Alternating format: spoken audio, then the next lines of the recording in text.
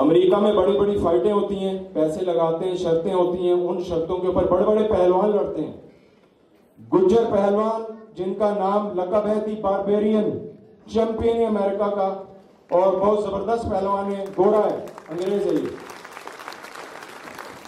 दोस्तों एंड्रीना Gujjar world champion है औरतों की रेसिंग में। बीच में ये दरमियान में उनकी तस्वीर है। उनकी बेल्ट पे आपको शायद नजर ना आए, लेकिन मेरे पोर्ट्रेट ले लीजिएगा, उस पर एंड्रीना गुज्जर वाज़े नजर आ रहा है लिखा हुआ। मशरूब तरीन कोला है ये गुज्जर कोला, मैक्सिको में। दोस्तों 3 तस्वीरें आप देख रहे हैं। पहली तस्वीर बड़ी वाली अमेरिका के यूएस कोस्ट गार्ड का कमांडर है, बड़ा गुज्जर, इसकी प्लेट पे गुज्जर लिखा हुआ है, गोरा है, अंग्रेज।